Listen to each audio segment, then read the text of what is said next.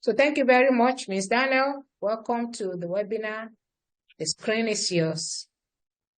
Hi, nice meeting everyone. So thanks for having the webinar today, and just let's start the section. Yeah.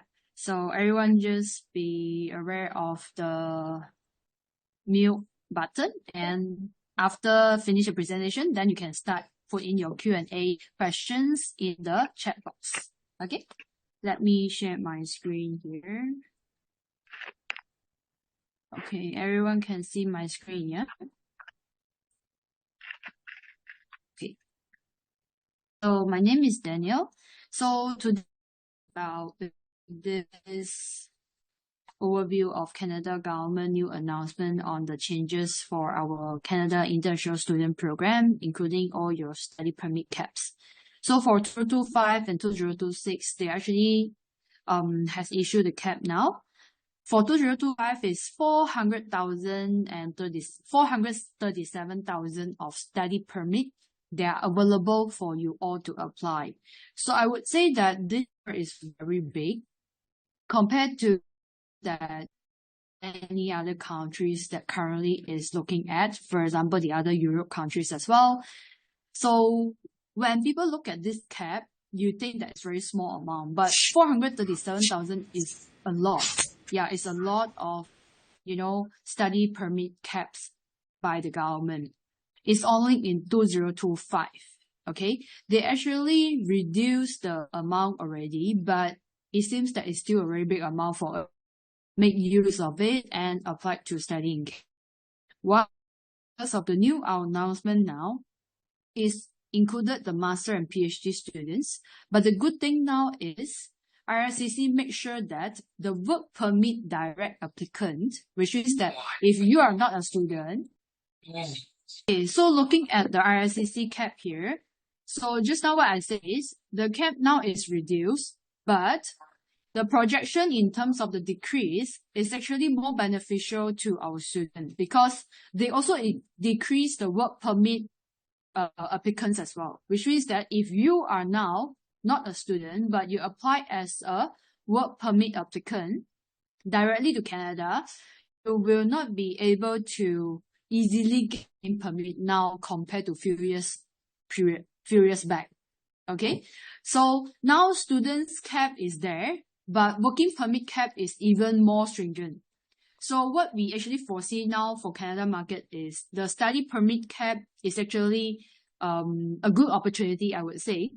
If we really wanted to go into like migration or career pathway into Canada, the best way now, Canada study permit.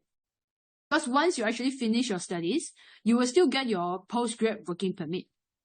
Okay, and this is what we are projected now.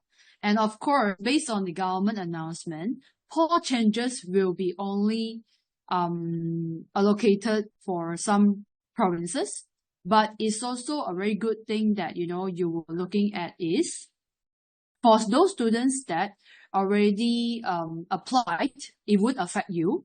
But those students that applied in November, then you will get you will get affected as well because you will need poll to apply for your master and PhD in Canada. Okay, but most of the time when we're looking at the master program and PhD students, it will not affect too much because you will still be able to apply there to Canada because they need all the talents, which is more like yourself, is more having high skills, mature students. But just make sure that you apply the study route, not the work permit route. Okay, but for your spouse, right? For your spouse, yes, they will actually limit for your spouse to apply for a working permit. But still, if your master program is actually 16 months and above, then you will be still able to bring your spouse, and your spouse will still be eligible for the working permit, which is called open working permit, which is tag along with your study permit. Okay. So in terms of the postgrad working permit now, all the students that applying to the Canada from 1st November, you need to actually demonstrate a minimum language proficiency in French or language. Of course, if your offer letter is get waiver, but still the government side will need to have your program studies eligibility letter, and of course you will need to, when you change from study permit to the postgrad working permit, you need to apply for the IELTS, TOEFL, or any kind of English exam. Okay. So for the eligibility for postgrad working permit, it still remains the same. Just look at the DLI listing. Then the DLI listing is the major listing that is eligible for the PGWP, which is postgrad working permit assigned by the government side. And of course, under DLI list, IRCC will also give you the study permit. Okay. So far as very good news is, since postgrad working permit was launched in 2005, Canada has approved over 1 million of postgrad working permit. So from now on, it's still eligible for all the public colleges. When you are actually graduated from public colleges in Canada, you will still eligible for up to 3 years of postgrad working permit. So next, we're also looking at the DLI list that I mentioned just now, which is you're eligible up to 3 years of working permit in Canada after you're graduated. But they changed the below terms now for 2025 intakes, which is if your program was 8 months long, under 8 months long, then you were not eligible for PGWP. Okay. Normally this is confirmed and this is already well known, because all the country that is having a short-term program, which is below 8 months, you will not be eligible for postgrad working permit, even though you go to Europe countries.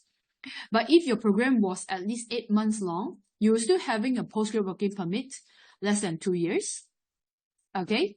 But if your program are 10 months, then you'll get up to 10 months.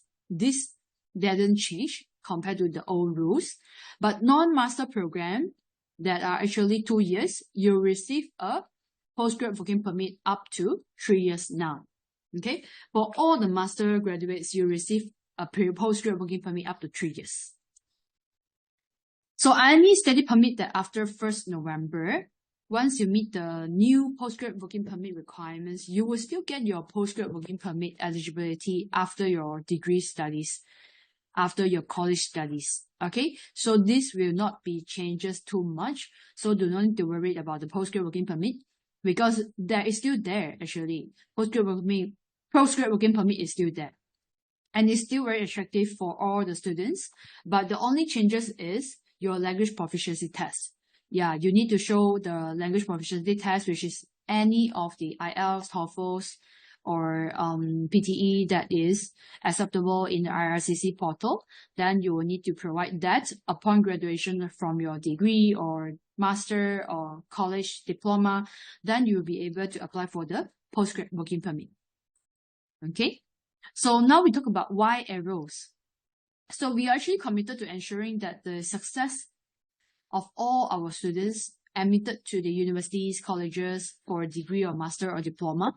And we provide all the updated information to you guys, and also the postgrad working permit. If you need our help after a few years later, you graduated from a diploma, we can also advise you accordingly. And if you actually completed your diploma or your degree, you want to apply progression to your master in Canada, we also can assist as well. So we bring all the information to the students and make sure that, you know, you will be able to get enrolled successfully to Canada institutions as well. So the new Canada rules does not affect too much to you as a student. So far we partner with Arrows. We have assisted more than 1 million of students, and we ensure that you will get up to 95% and 99% of admission rate. And we have a lot of students has got admitted. And of course, we have many institutions as well.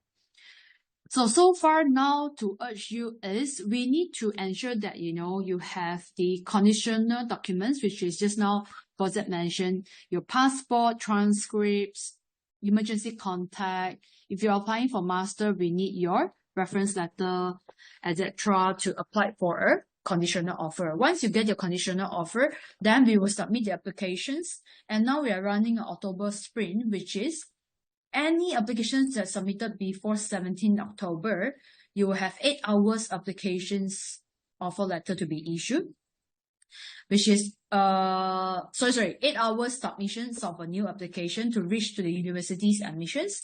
And you also have 48 hours of, letter of offer turnaround time, which is a very good, opportunity for you guys now.